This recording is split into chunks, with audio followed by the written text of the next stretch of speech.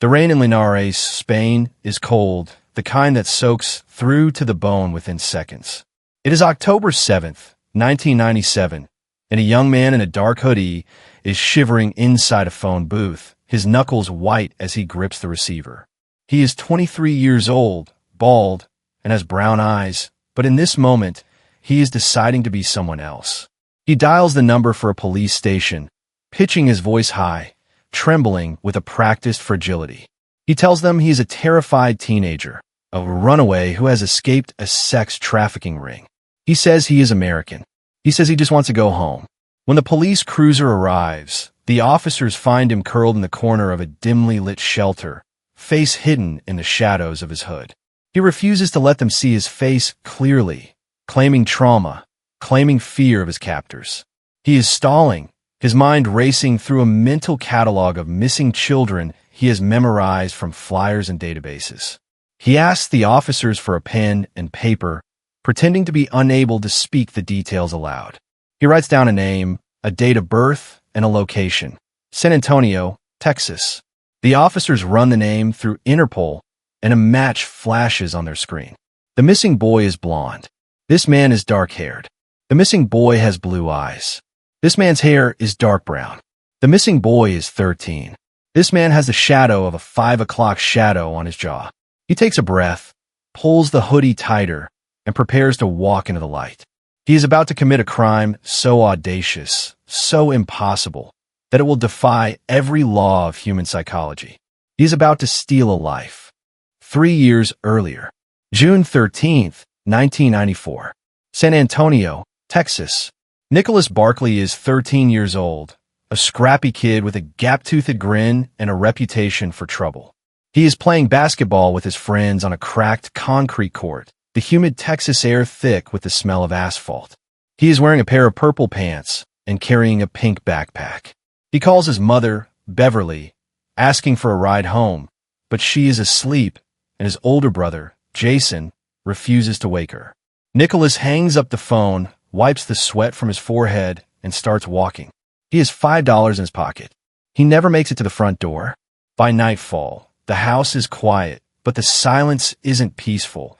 It is the heavy, suffocating silence of a room where someone should be, but isn't. Days turn to weeks. The police label him a runaway, citing his history of truancy and minor outbursts.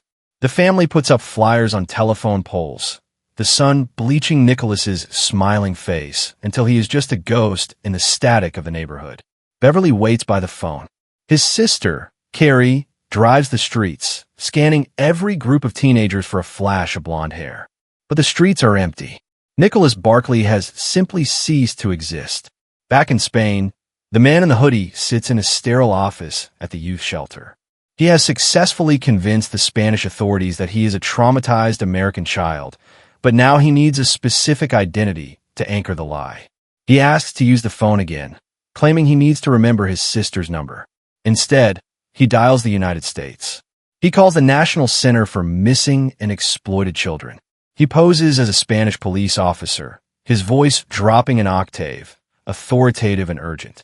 He tells the operator they have found a boy.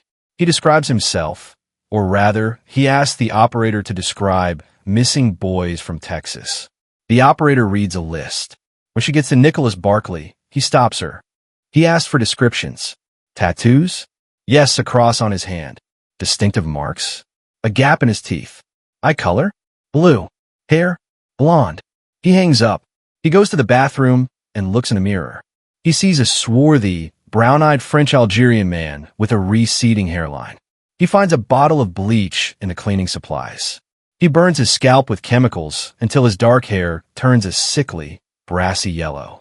He takes a needle and ink and crudely scratches a cross into the web of skin between his thumb and finger. He cannot change his eyes. He cannot change his age. He decides he will simply refuse to let anyone look too closely. The Spanish judge is skeptical. He looks at the boy and sees a man.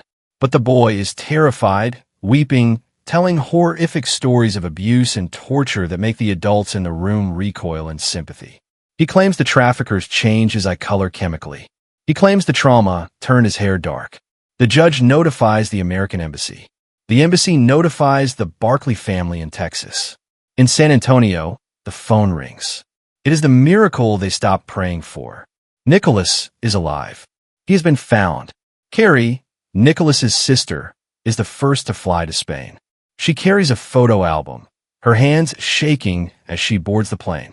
She is desperate to see her little brother, to bring him home to a mother who has withered away in grief. She arrives at the shelter in Linares. The door opens. The person standing there is wearing a hat pulled low and a scarf wrapped around his face. He walks with a strange, shuffling gait. He does not run to her. He stands frozen. Carrie steps forward. She pulls back the scarf. She looks into the face of a stranger. The man holds his breath. This is the moment the game should end.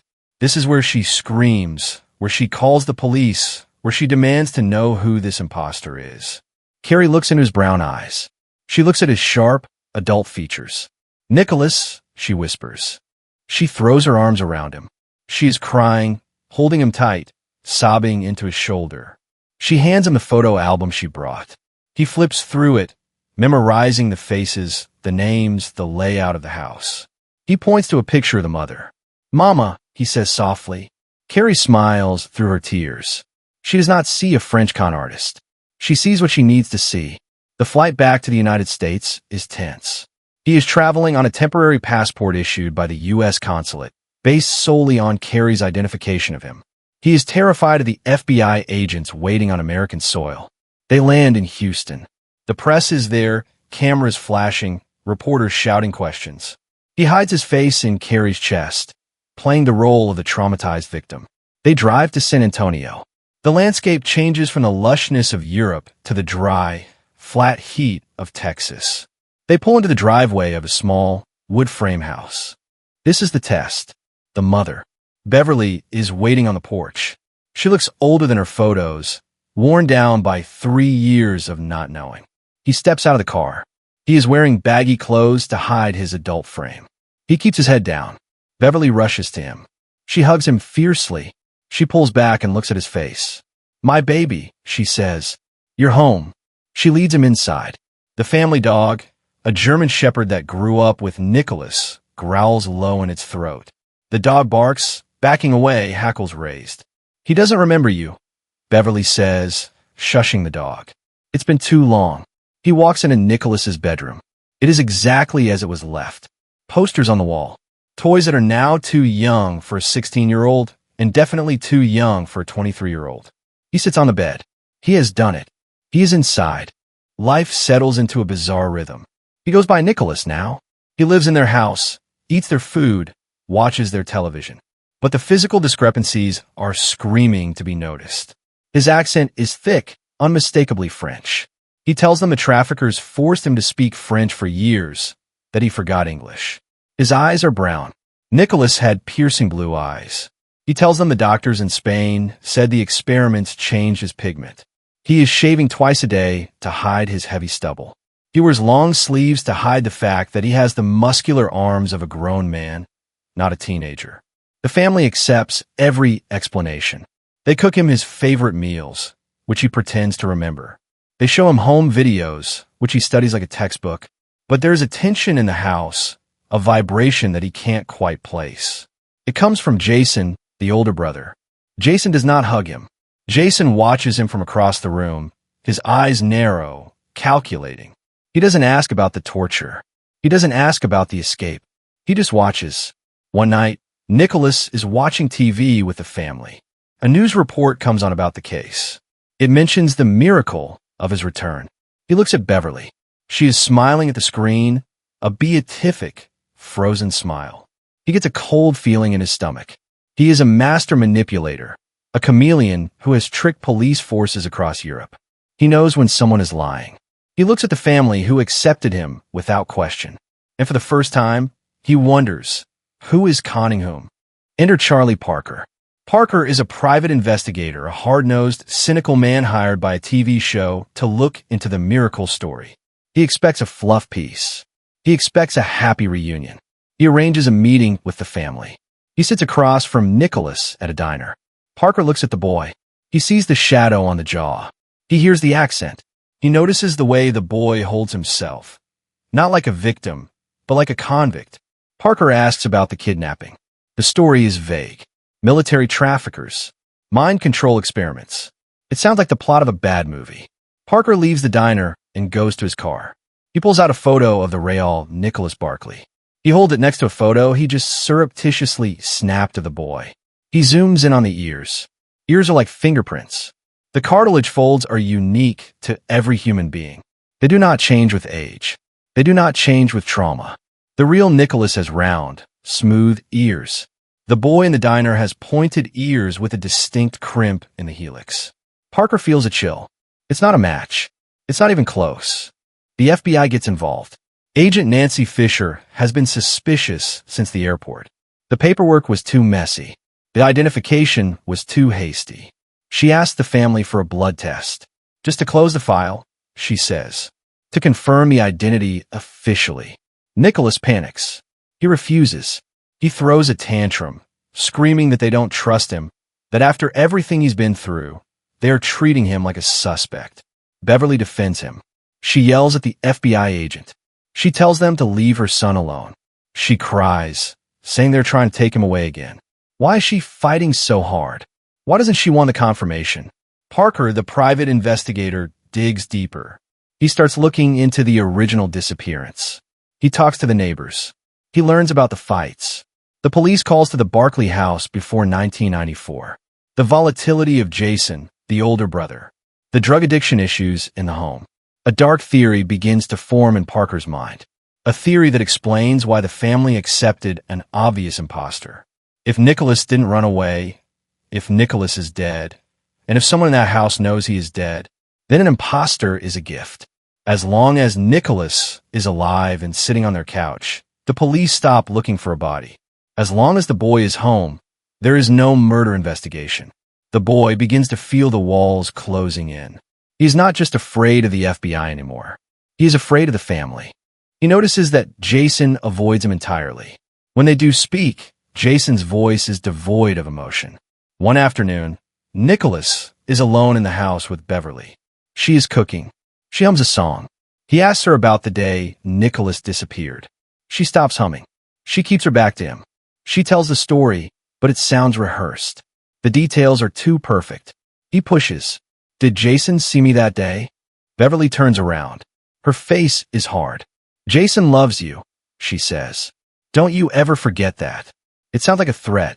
He goes to his room and locks the door. He realizes he has walked into a trap. He thought he was the predator, exploiting a grieving family. Now he feels like the prey. February 1998. 5 months into the charade. Charlie Parker calls the FBI. He has the ear comparison. He has statements from linguistic experts stating the boy is definitely French. The FBI obtains a court order for fingerprints. They don't give the family a choice this time. Agents arrive at the house. They take Nicholas into the kitchen. They ink his fingers. Beverly stands in the doorway, wringing her hands. She looks terrified, not for the boy, but for something else. The prints are sent to the lab. The database runs. It doesn't take long.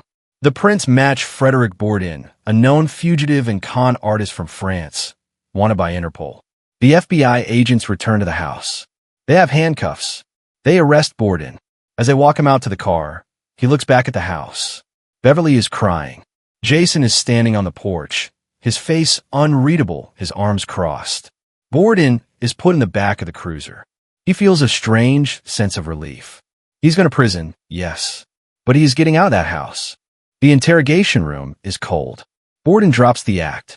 The accent disappears. He speaks in his normal voice. He admits everything. I am Frederic Bourdin, he says. I am not Nicholas. But then he leans forward. He looks the FBI agent in the eye. But you are asking the wrong questions, he says. You asked why I did it. I wanted a family. I wanted love. He pauses. You should ask why they did it. Why did they accept me? I have brown eyes. I have a French accent. I am 10 years older than their son. The agent stares at him. They knew, Bourdin whispers. They knew the moment I walked off that plane. They knew I wasn't Nicholas. He smiles, a crooked, cynical smile. They needed me to be Nicholas. Because if I am Nicholas, then Nicholas is not dead. And if Nicholas is not dead, then no one asks what happened to him. The investigation shifts. The spotlight turns to the Barkley family. Police re-examine the file. They look at Jason. Jason had a temper. Jason was the last person to see Nicholas alive. There were rumors of a confrontation that day. The theory is grisly.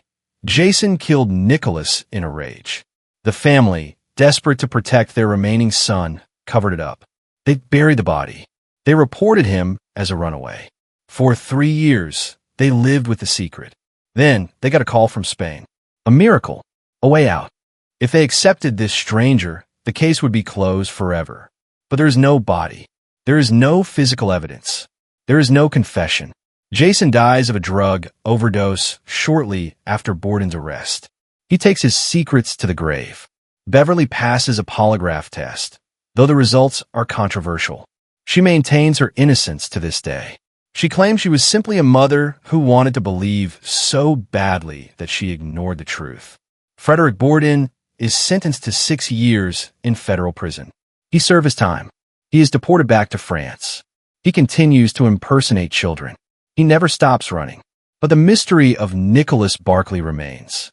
We are left with a haunting image. A dinner table in Texas. A family eating in silence. On one side, a French con artist pretending to be a child. On the other side, a family pretending to believe him. They look at each other across the mashed potatoes. They smile. They pass the salt. Both sides know it is a lie. Both sides need the lie to survive. The imposter stole their name. But what did the family steal from Nicholas? The truth.